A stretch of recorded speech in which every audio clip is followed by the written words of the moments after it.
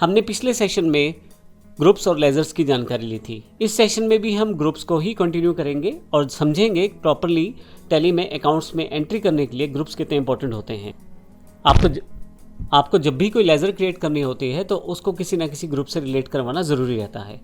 Tally prime ने काफ़ी सारे ग्रुप्स पहले से बने बनाए आपको दे दिए हैं, जिसमें प्राइमरी और सब ग्रुप के बांटे हुए काफ़ी सारे ग्रुप्स हैं। जैसे कि प्राइमरी ग्रुप में branch division, capital account, current assets, current liabilities, direct expenses, direct income इत्यादि।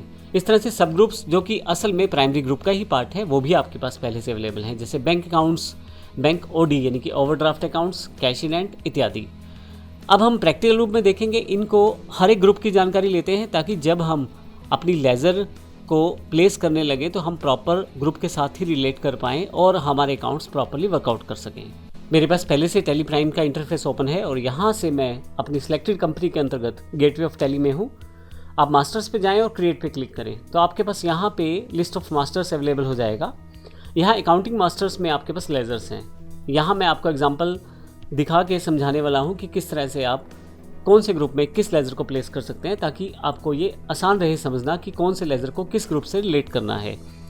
तो यहाँ पे यदि मैं किसी भी लेजर का नाम लिखूँ, जैसे एग्जांपल मैं यहाँ पे राम कैपिटल ही टाइप कर देता हूँ,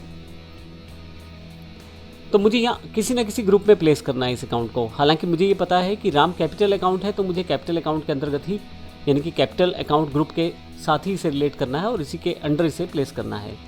लेकिन इसके अलावा भी यहाँ पे काफ़ी सारे लिस्ट ऑफ ग्रुप्स हैं, तो हम बारी बारी से सबको समझ लेते हैं। सबसे पहले हम बैंक अकाउंट्स की बात करते हैं। लिस्ट ऑफ ग्रुप्स में सबसे ऊपर बैंक अकाउंट्स हैं। बैंक अकाउंट्स में आप अपने कंपनी के करंट अकाउंट्स की इन्फॉर्मेशन यहाँ देने वाले हैं, जिनके साथ आप अपनी बिजनेस ट्रांजैक्शन को रिकॉर्ड करने वाले हैं। जैसे मान लीजिए आप ABCD कंपनी के नाम से कोई अकाउंट खुलवाते हैं किसी बैंक में, तो उसकी जानकारी आपको यहाँ देनी पड़ेगी। यदि आपके एक से अधिक अकाउंट्स हैं तो वो भी आप यहाँ मेंशन कर सकते हैं, ताकि आप जो बिजनेस ट्रांजैक्शन करें उन अकाउंट्स के साथ उनको आप यहाँ पे मेंशन कर पाएँ।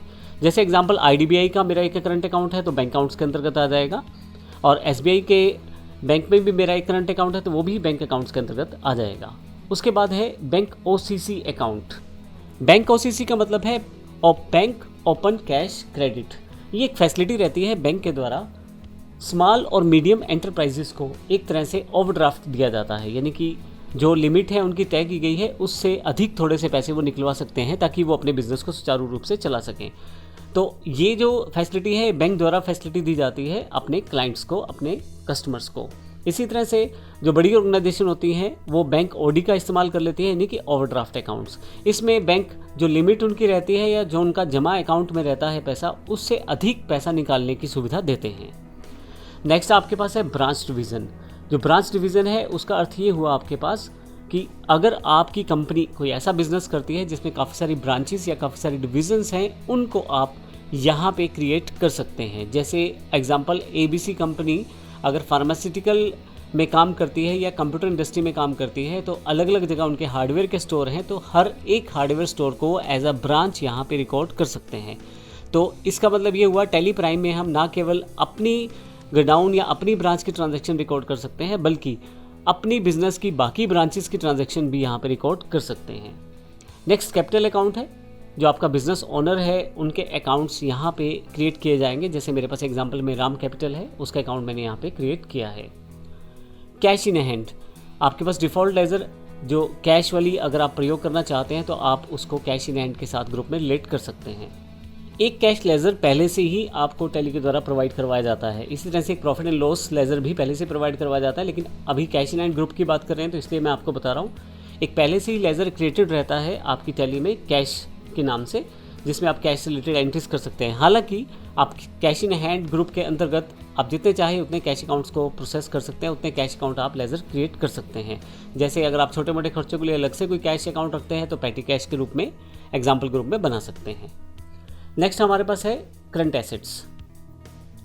वे सभी एसेट्स जो अगले 1 साल के अंतर्गत बेची जा सकती हैं या उनका प्रयोग किया जा सकता है बिजनेस ट्रांजैक्शंस में या बिजनेस प्रोसेस में, तो उनको हम करंट एसेट्स कहते हैं। करंट एसेट्स में मुख्यतः 6 सब ग्रुप पहले से शामिल रहते हैं, जैसे स्टॉक इन हैंड, डिपॉजिट्स जो कि एसेट्स के डिपॉजिट रहते हैं, जिनको मैं अभी जानकारी आगे आने वाले सेशन में दूंगा, लोन्स एंड एडवांसेस जो कि एसेट्स से रिलेटेड हो, cash in hand, bank accounts और सन्डी डेटर्स।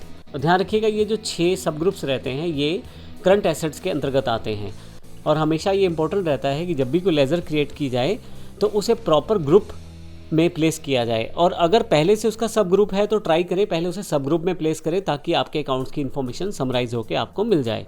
जैसे एग्जांपल सन्डी डेटर्स जो कि करंट एसेट्स का ही एक पार्ट है, लेकिन आप किसी सन्डी डेटर्स की एंट्री करते वक्त उसे सन्डी डेटर के अंतर्गत उस लेज़र को प्लेस करेंगे, ना कि करंट एसेट्स के अंतर्गत। नेक्स्ट जो हमारे पास ग्रुप है वो है करंट लाइबिलिटीज़ के रूप में। करंट लाइबिलिटीज़ भी हमें विद इन अ ईयर अगले एक साल के अंतर्गत हमें इन्हें सेटल करना रहता है।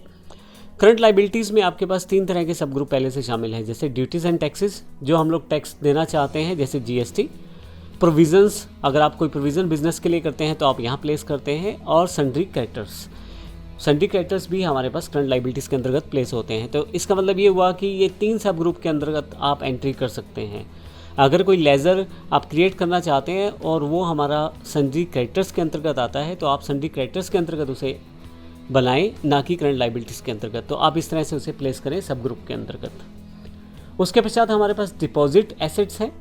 हमें बिजनेस करते समय कई बार सपोज करें हमें कोई रेंटल बिल्डिंग लिया है, हमने उसके लिए कुछ डिपॉजिट किया है, कोई टेलीफोन कनेक्शन लिया है उसके लिए कुछ एडवांस डिपॉजिट किया हुआ है, कोई इलेक्ट्रिक मीटर आपने लगवाया है उसके लिए कुछ इलेक्ट्रिसिटी डिपार्टमेंट को डिपॉजिट किया है। इस तरह के डिपॉजिट हमारे डिपॉजिट एसेट्स के अंतर्गत आते हैं और ये सारे के सारे हमारे पास यहाँ अवेलेबल रहते हैं। नेक्स्ट आपके पास है डायरेक्ट एक्सपेंसेस या एक्सपेंसिव डायरेक्ट। ध्यान रखिएगा एक ही टर्म को डिनोट करते हैं दोनों, डायरेक्ट एक्सपेंसेस या एक्सपेंसेस डायरेक्ट। अकाउंट्स में वे सभी एक्सपेंसेस जो ग्रॉस प्रॉफिट या ग्रॉस लॉस निकालने के लिए प्रयोग किए जाते हैं वे सभी के सभी डायरेक्ट एक्सपेंसेस या एक्सपेंसेस डायरेक्ट के अंतर्गत आते हैं। जैसे एग्जांपल के लिए आप वेजेस अकाउंट को प्रयोग करते हैं, अनलोडिंग चार्जेस का लेज़र बनाते हैं, कैरिज इन्वर्ट का लेज़र बनाते हैं, सभी के सभी लेज़र्स हमारे पास डायरेक्ट एक्सपेंसेस या एक्सपेंसेस डायरेक्ट के अंतर्गत आने वाले हैं। नेक्स्ट हमारे पास है डायरेक्ट इनकम या इनकम डायरेक्ट। डायरेक्ट इनकम या इनकम डायरेक्ट वे सभी इनकम जो हमारे ग्रॉस प्रॉफिट या ग्रॉस लॉस को निर्धारित करते हैं वे सभी डायरेक्ट इनकम या इनकम डायरेक्ट में आते हैं।